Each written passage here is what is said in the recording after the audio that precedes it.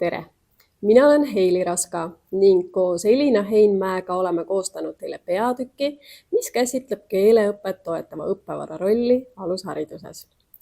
Miks on õppevara nii oluline ja millist mõju see avaldab laste keele arengule? Hea õppevara ei õpeta üksnes uusi sõnu. See loob silla mõistmise ja eneseväljenduse vahel. Õpetaja jaoks on õppevara oluline tööriist, mis aitab suunata laste arengut, toetada alusharidusse sobilikku mängulist õppimist ja kujundada keeleõppes eduelamusi. Peatükis räägime sellest, kuidas valida, kohandada ja luua õppevara vastavalt laste vajadustele ning kuidas kaasaegne interaktiivne õppevara annab õpetajale uusi võimalusi muukeelsete laste keeleoskuse arendamiseks.